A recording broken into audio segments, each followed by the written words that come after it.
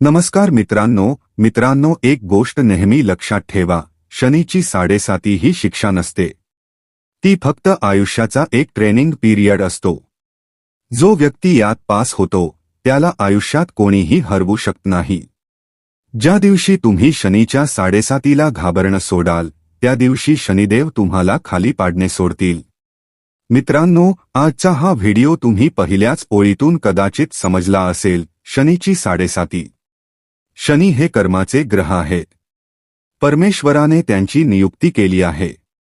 शनी म्हणजे कर्म always will be back. Shani सांगतात की ज्या दिवशी तुम्ही कर्म समजून घ्याल त्या दिवशी तुम्हाला सगळं समजेल. आपल्या आयुष्यात जे काही घडते, आपल्या मनात जे विचार येतात, जे काही मिळते किंवा निघून जाते, ते सर्व कर्मानुसारच असतं. कर्म सर्वोच्च आहे. कर्म हीच पूजा आहे. कर्म हेच प्रधान आहे आणि कर्म हेच आपले प्रारब्ध आहे. आता आपण शनीच्या 7.5ला खूप तपशिलात समजून घेऊ. कारण एक गोष्ट लक्षात ठेवा, तुमची मेष राशी आहे. मेष राशीचे करोडो लोक असतील. 140 कोटी लोकसंख्या आहे. 12 राशींमध्ये विभागली तर किती मेष राशीचे लोक असतील हे तुम्ही समजू शकता. प्रत्येक मेष राशीच्या व्यक्तीला सारखाच परिणाम मिळेल का? नाही. एक मेष राशीचा माणूस पडत असेल तर दुसराही पडेल का? नाही. एक जण उंच भरारी घेत असेल, सेलिब्रिटी होत असेल तर दुसराही तसाच होईल का? नाही. त्यामुळे आपण हे सविस्तर पाहणार आहोत की 7.5 कशी परिणाम देते, मेष राशीला काय परिणाम मिळतील, शनी कुठे ट्रान्झिट करत आहे आणि एकूण काय भविष्य निघते. चांगलं आणि वाईट दोन्ही समजून घेऊ. चला तर मग सुरुवात करूया.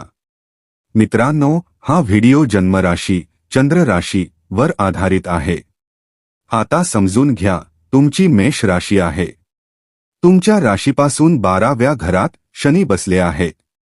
म्हणजेच तुमची 7.5चा पहिला टप्पा चालू आहे. तुम्हांपैकी काहींचा प्रश्न होता की दुसरा टप्पा कधी सुरू होईल.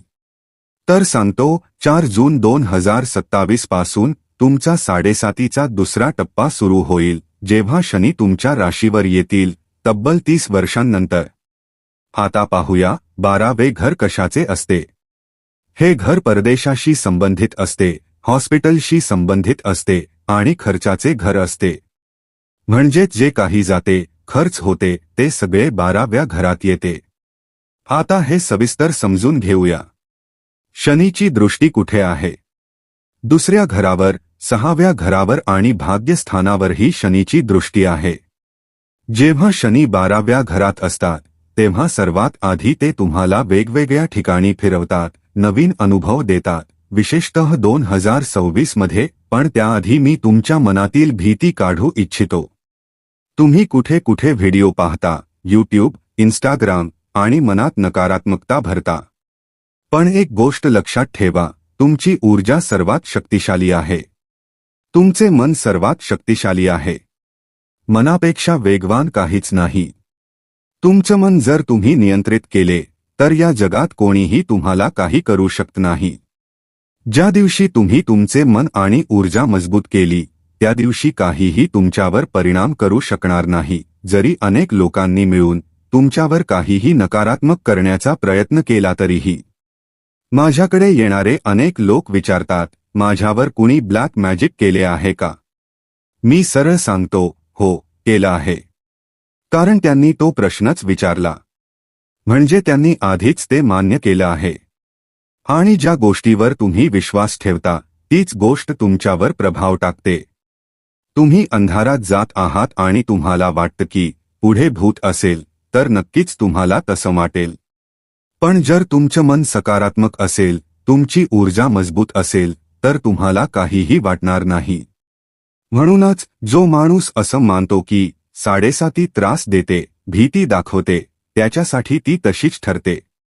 कारण त्याने आधीच ते स्वीकारलेलं असते.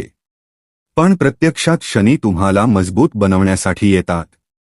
12व्या घराचा अर्थ असा आहे की ते तुम्हाला प्रवास घडवतात. यामध्ये 2 गोष्टी आहेत.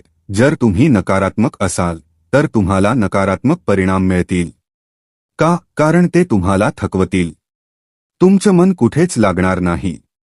तुम्ही स्ट्रेसमध्ये जाल, अँझायटीमध्ये जाल.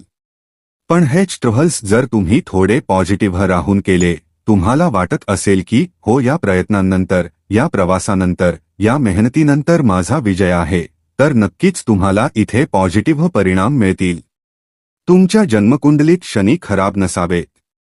जर तुमच्या जन्मकुंडलीत शनी खराब असतील, त्यांची प्लेसमेंट खराब असेल, तर पायात दुखणे, सांध्यांमध्ये वेदना, पाठदुखी, दातांचे त्रास, डोळ्यात जळजळ, परंपरेच्या विरुद्ध वागणे, जसे जास्त प्रमाणात दारू पिणे किंवा नशा करणे, या गोष्टी वाढू लागल्या, तर समजून घ्या की तुमचे शनी कुंडलीत खराब आहे.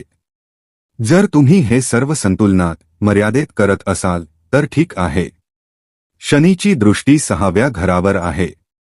येथे तुम्ही ऑक्टोबर, नोव्हेंबर पूर्वी कोणत्याही स्पर्धेत सहभागी होऊ शकता. मेष राशीवाल्यांसाठी हे चांगले आहे आणि तुम्हाला चांगले परिणामही मिळतील. विशेषतः जर तुम्ही स्पोर्ट्स किंवा कोणत्याही स्पर्धेत भाग घेत असाल, तर ते तुमच्यासाठी फायदेशीर ठरेल. पण एक गोष्ट सांगू इच्छितो, राजकारणापासून दूर रहा. कारण शनीची 7.5 30 वर्षांनी येते आणि ती कर्माचे फळ देते. जर तुमच्या जन्मकुंडलीत शनी खराब असतील, तर काय परिणाम दिसतील? जास्त राजकारण, विनाकारण विचार करणे, ओव्हरथिंकिंग, मन अस्थिर राहणे. तुम्ही ऑफिसमध्ये असाल, शाळेत, कॉलेजमध्ये किंवा घरी, तरीही मन एकाग्र राहणार नाही. खूप स्ट्रेस राहील. भूक न लागणे, झोप न येणे, हे सर्व दिसू शकते.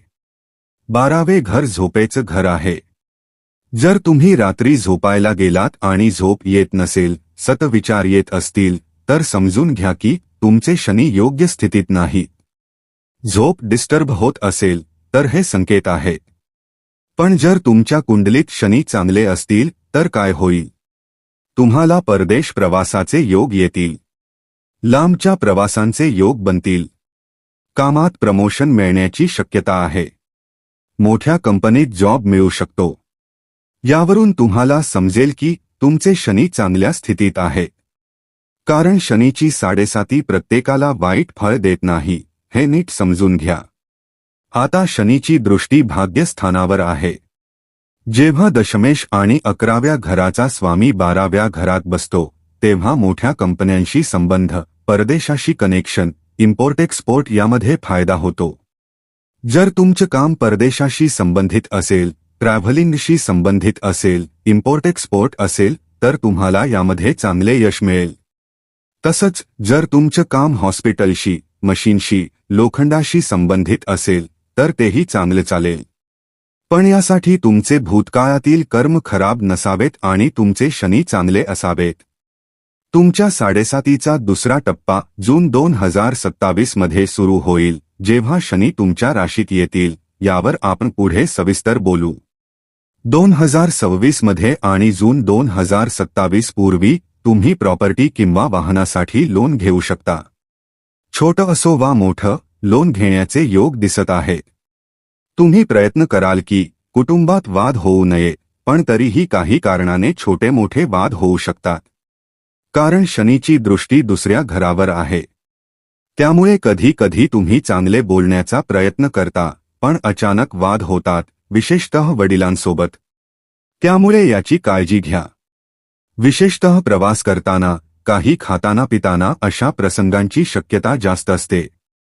2026 मध्ये तुम्हाला एक कडू सत्य कळू शकते नातेसंबंधांबद्दल. कोण आपला आहे, कोण परका आहे, कोण खरं बोलतन्य, कोण खोट बोलतन्य, हे स्पष्ट होईल. लव्ह लाईफबद्दल सांगायचं झालं, तर तुम्ही तुमच्या बोलण्यावर नियंत्रण ठेवा. जास्त डॉमिनेट करू नका, हट्टीपणा टाळा, नाहीतर लव्ह लाईफमध्ये अडचणी येऊ शकतात. मित्रांनो, ही आहे शनीची 7.5. पण एकंदरीत सांगायचं झालं तर, जर तुमचे शनी चांगले असतील आणि तुम्ही कर्मावर विश्वास ठेवत असाल, तर 7.5ची 1% सुद्धा भीती बाळगण्याची गरज नाही. आता उपाय काय करावे? सर्वात आधी हनुमान चालीसा म्हणावी. दररोज मंगळाचा बीज मंत्र जपावा. ओम क्रा क्री क्रौं सह भौमाय नमः 108 वेळा. तसंच शनीचा बीज मंत्रही जपावा. ओम प्रा प्री प्रौं सह शनैश्चराय नमः 108 वेळा दररोज. उगवत्या सूर्याला पाणी अर्पण करा, यामुळे तुम्हाला चांगले परिणाम मिळतील. शेवटी एवढंच सांगतो मित्रांनो, शनीची 7.5 ही तुमची परीक्षा नाही, ती तुमची ताकद बनवणारी संधी आहे. जे घाबरतात ते हरतात, पण जे शिकतात ते जिंकतात. तुमचे कर्म मजबूत ठेवा, मन सकारात्मक ठेवा आणि स्वतःवर विश्वास ठेवा, कारण शनी न्याय देतात, अन्याय नाही. लक्षात ठेवा, आजचा संघर्ष उद्याची ताकद बनतो. आजची 7.5 उद्याचे यश घडवते. म्हणून घाबरू नका, तयार व्हा, उभे रहा आणि स्वतःला सिद्ध करा. धन्यवाद. जय शनिदेव. हर हर महादेव.